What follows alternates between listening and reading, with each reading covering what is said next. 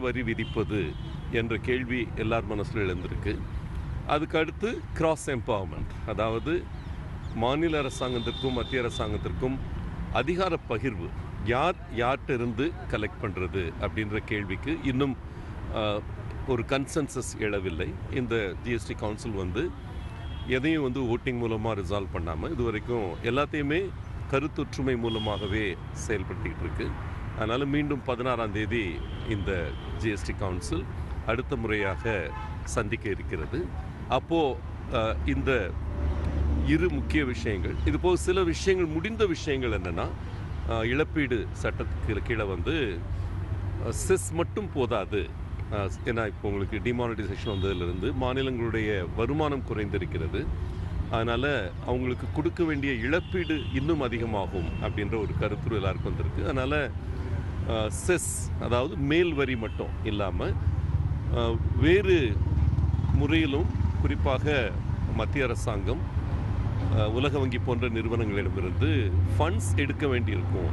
அதுக்கு தக்கன இந்த சட்டத்தை மாற்றி அமைத்திருக்கிறோம். அது இன்னும் இருக்கிற ஒரு 5 ஷரத்துக்கள், குறிப்பாக ஒரு மாநிலத்தை ஒட்டி இருக்கிற கடற்கரை, 12 கிலோமீட்டருக்கு இருக்கக்கூடிய கடற்கரை, கடலிலிருந்து 12 கிலோமீட்டர் தூரத்துக்கு இன்றைக்கி மாநில அரசாங்கங்கள் கோஸ்டல் போலீஸ் வச்சு சட்ட ஒழுங்கை பரிமாறிச்சிட்டு இருக்கு. அதோட ஃபிஷரிஸ், மீன்வளம், அது முழுக்க மாநிலத்துடைய நிர்வாகத்தில் இருக்குது. அது போக மேரிடைம் பங்கரிங், இந்த மாதிரி சர்வீசஸ் எல்லாம் மாநில அரசாங்கங்கள் நிர்வகித்து வருகின்றன.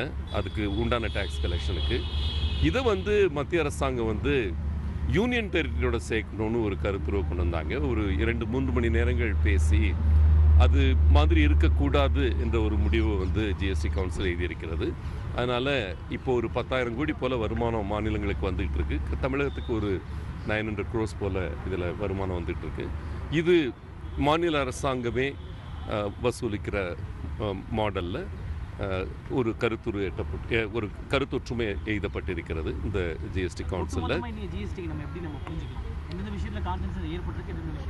அதான் சொன்னல, மொத்தம் 250 ஷரத்துக்கள், 197 ஷரத்துக்கள் சிஜிஎஸ்டி ஆக்டில். மற்ற இருக்கிற 3 சட்டங்களும் சேர்த்திங்கன்னா உங்களுக்கு சிஜிஎஸ்டியும் எஸ்ஜிஎஸ்டியும் ஒரே ஆக்ட் தான். அது வார்த்தைகள் மட்டும் வித்தியாசப்படுமே தவிர சட்டம் ஒன்று தான். காம்படிஷன் லா, அது போக ஐஜிஎஸ்டி லா, இதில் கருத்தொற்றுமை எழுதப்பட்டிருக்கிறது. ஒரு 245 ஷரத்துக்களில் கருத்தொற்றுமை எழுதப்பட்டிருக்கிறது. ஆனால் மிச்சம் இருக்கிற 5 ஷரத்துக்கள் ரொம்ப முக்கியமான ஷரத்துக்கள். குறிப்பாக கிராஸ் எம்பவர்மெண்ட், அதாவது புரட்சி தலைவி அம்மா அவர்கள் யாரும் இதை பற்றி பேசாமல் இருக்கிறப்போ, அம்மா அவர்கள் முதல்ல 10 வருடங்களுக்கு முன்னாலே இந்த சரக்கு மற்றும் சேவை வரி சித்தாந்தம் பேசப்பட்டு வந்த பொழுதே நம்ம அதுக்கு கவுண்டர் கொடுத்துருந்தோம். என்ன அதில் மாற்றங்கள் கொண்டு வரணும்னு சொல்லி. இன்றைக்கி அருண்ஜேட்லி அவர்களே ஒரு காலகட்டத்தில் தமிழ்நாடு 10 வருஷத்துக்கு முன்னால் சொன்னதை இன்றைக்கி மற்ற மாநிலங்கள் சொல்கிறாங்கன்னு ஒரு வார்த்தையை அவரே உபயோகித்தார். எல்லாருக்கும் அப்போ தான் பட்டது புரட்சி தலைவி அம்மா அவர்களுடைய அந்த தொலைநோக்கு பார்வை எவ்வளவு இருந்தது. குறிப்பாக இந்த ஐஜிஎஸ்டி அப்படின்னு, ஏன்னா வரியை 3ஆக பிரிக்கிறாங்க. இதில் 12 வரிகள் ஒன்றா இணைகிறதுன்ற நல்ல விஷயம்.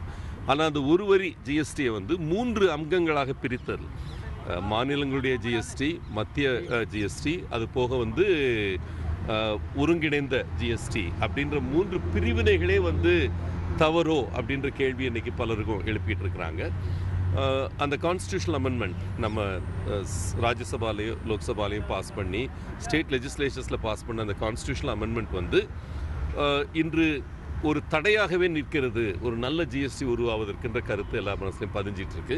அதனால் இது ஒரு ஃபண்டமெண்டல் ரிவிஷன் இந்த இதில் அப்ரோச் பண்ண போகிறோம். அடுத்த 16ஆம் தேதி மீட் பண்ணுறப்போ அது ஜிஎஸ்டியவே எளிமைப்படுத்தினப்போ இவங்க எதிர்பார்க்குற அந்த 1% ஜிடிபி, 2% பொருளாதார வளர்ச்சி, அதிகமான வளர்ச்சி வரும்ன்ற நம்பிக்கை எல்லாட்டையும் இருக்குது.